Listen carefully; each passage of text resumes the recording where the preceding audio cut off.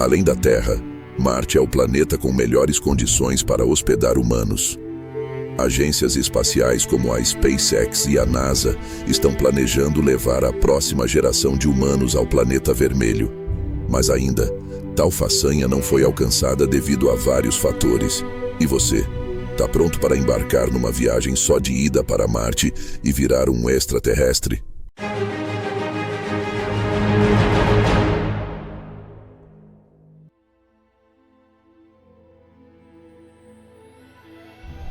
Olá, seus tops! Sejam bem-vindos ao canal Tops e Épicos. Já se inscreva no canal e deixe seu like para ficar por dentro do que acontece no mundo e também fora dele. Vamos começar.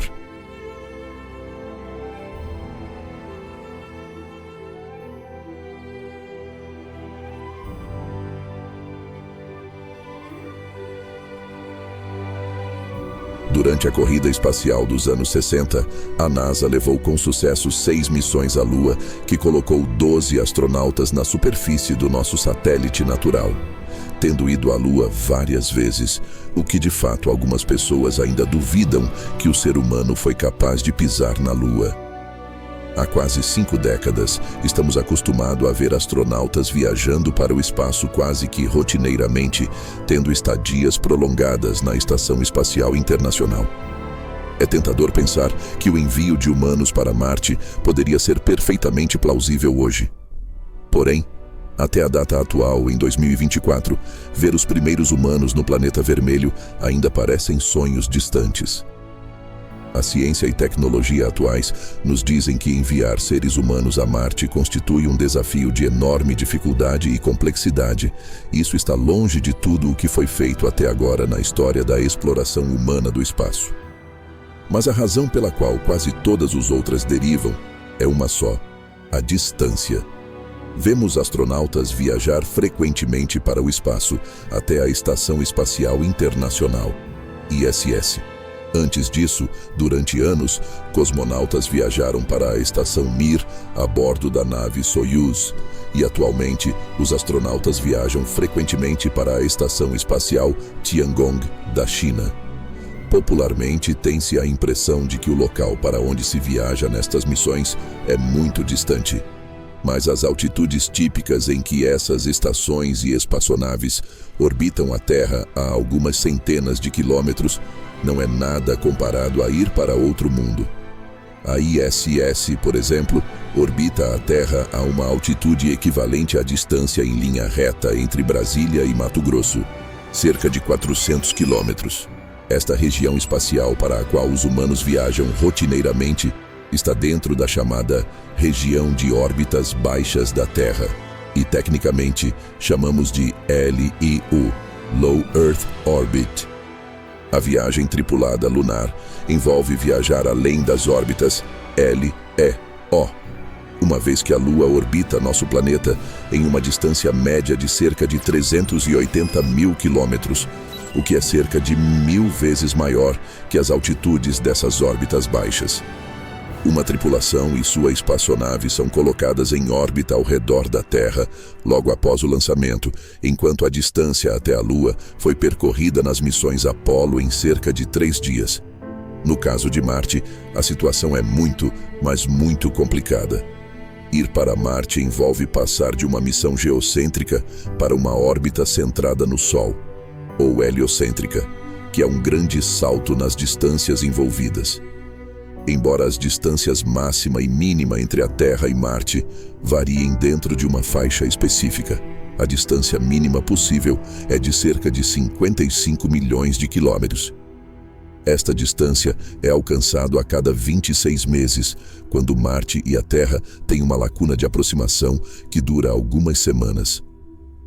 Estas são distâncias enormes em comparação com todas as missões tripuladas ao espaço até agora. A distância máxima a Marte é 1000 vezes maior do que aquela entre a Terra e a Lua, e aproximadamente 1 milhão de vezes maior que a distância que separa a superfície da Terra a partir das órbitas LEO, para as quais se viaja normalmente. Em outras palavras, uma única viagem a Marte equivale a 1 milhão de viagens à estação espacial ISS. Sem precisar saber mais nada, os dados sobre a distância até Marte já constituem uma excelente pista para vislumbrar a magnitude do problema. Para melhor apreciar, e sem entrar em detalhes relacionados com métodos de propulsão ou orbitais dinâmica, compararemos duas missões tripuladas por humanos em números redondos. Uma missão orbital ao redor da Terra para um único tripulante e uma missão lunar para 3 tripulantes. Começamos com a primeira missão orbital do programa Mercúrio do início dos anos 60, a missão de John Glenn Mercúrio 6. Nesta missão foi utilizado um foguete Atlas de 120 toneladas, com altura de 29 metros, que conseguiu colocar em órbita uma massa útil de 1,2 toneladas, a uma altitude média de 200 quilômetros ao redor da Terra. A carga era uma cápsula Mercury, com seu único tripulante, que permaneceu no espaço por 5 horas. Vamos ver o que muda na situação tendo a Lua como destino 1000 vezes mais longe. No caso da Apollo 17, a última missão de exploração lunar, seu comando e módulo de serviço mais seu módulo lunar, somando tudo cerca de 50 toneladas, foram lançados para a Lua pelo poderoso foguete Saturno V, de cerca de 3.000 toneladas e 110 metros de altura, para uma missão de uma duração total de cerca de 12 dias e meio, em que 2 dos seus tripulantes permaneceram na superfície lunar pouco mais de 3 dias.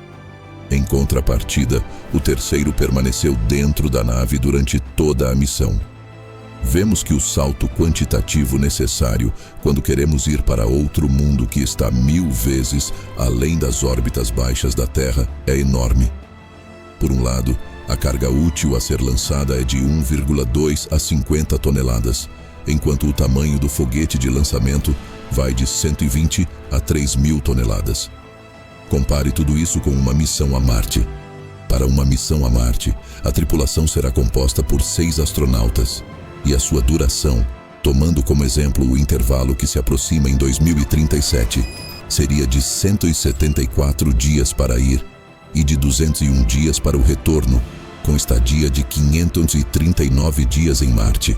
Uma estadia tão prolongada em Marte seria necessária pelo fato de que a posição relativa entre este planeta e a Terra seria ideal para o retorno com gasto mínimo de combustível, o que economiza o envio de centenas de toneladas de combustível. Isso representa 914 dias de permanência no planeta vermelho, ou aproximadamente 2 anos e meio. Como podemos ver, o salto entre a Lua e Marte é enorme desde a duplicação da tripulação e a extensão à duração, e cerca de 73 vezes maior que a da missão lunar mais longa, significa a necessidade de fornecer e transportar cerca de 150 vezes mais suprimentos. Por outro lado, uma duração mais longa dessa viagem interplanetária significa a necessidade de fornecer à tripulação uma proteção mais complexa contra a radiação, o que é conseguido em parte adicionando ainda mais massa para as naves. Atualmente, esse problema não está totalmente resolvido. Outro problema com a longa duração das viagens interplanetárias é que as coisas podem estragar depois de um tempo, ou a durabilidade do equipamento terá que ser substancialmente melhorados, ou terão que ser substituídos por peças sobressalentes que também terão que ser transportado, o que implica em uma massa e peso maior. Pessoal, eu já estava preparando a minha bagagem para visitar nosso vizinho vermelho, mas vou ficar por aqui mesmo. Uma nave espacial de carga visitando a ISS pode estocar peças sobressalentes, peças quando algo dá errado a bordo, mas esta opção não será possível em uma missão a Marte. Tudo o que puder quebrar terá que ser consertado ou trocado pelas mesmas peças a bordo.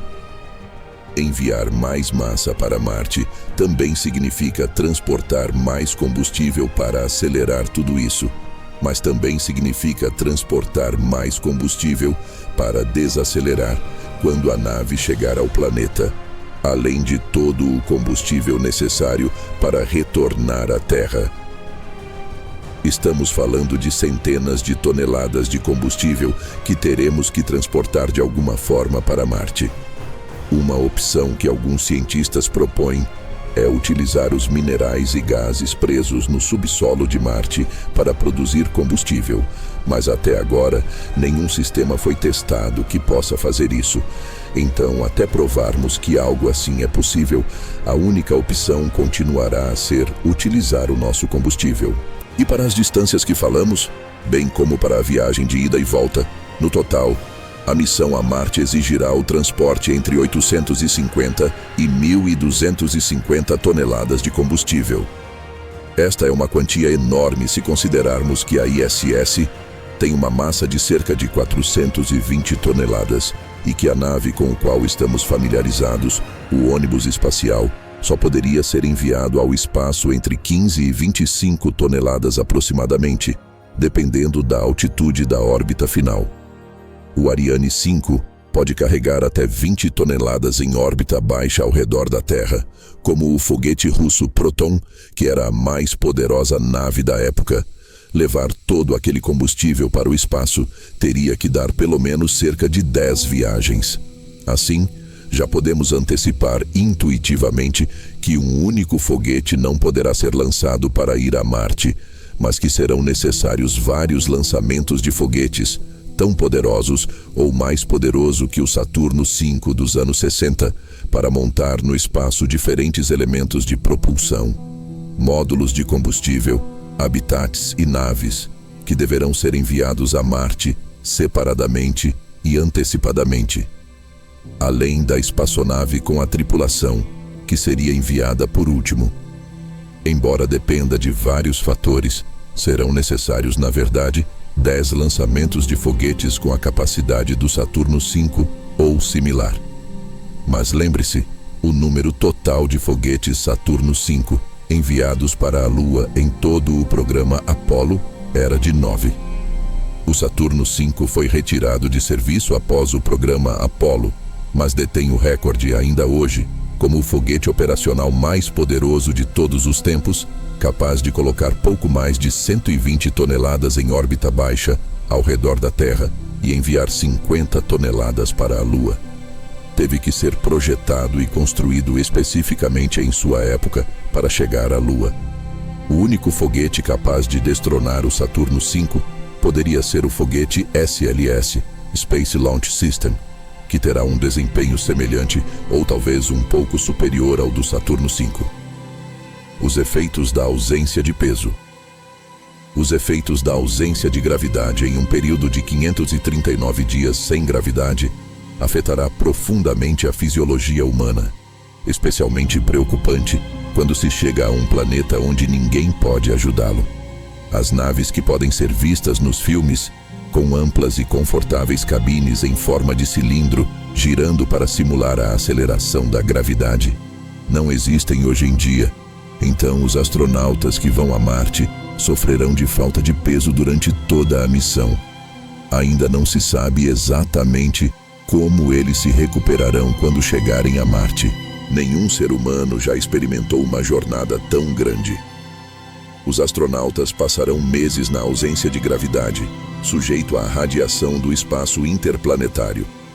Uma vez em Marte, enfrentarão outros desafios muito difíceis de superar, como o fato de ficarem praticamente trancados 24 horas por dia em uma cabine provavelmente igual ou até menor que a nave que usarem para chegar lá, já que seus trajes terão limitação de tempo, a qual poderão ficar expostos no planeta vermelho. Embora alguns entusiastas e otimistas pensadores sobre viagens interplanetárias dizem que a humanidade já possui a tecnologia e tudo o que é preciso para ir a Marte, a ciência nos diz que ainda não estamos prontos. As dificuldades e desafios que surgem das viagens interplanetárias ainda são consideráveis e difíceis de superar, mas podemos ter a tecnologia para alcançá-lo. Só precisamos do orçamento e o tempo para planejar bem as coisas. A NASA estimou que, com a ciência moderna e tecnologias, será possível levar os primeiros humanos a Marte antes do final deste século. Outros pensam que, na realidade, há muito mais a ser feito do que isso, e os mais otimistas pensam que isso será alcançado nos próximos anos. O que você acha? Você pensa que seremos capazes de levar humanos a Marte muito em breve? Ou ainda temos muitos problemas para resolver? Deixe-nos saber o que você pensa nos comentários. Obrigado por chegar até o final deste vídeo. Nos vemos no próximo. Tchau!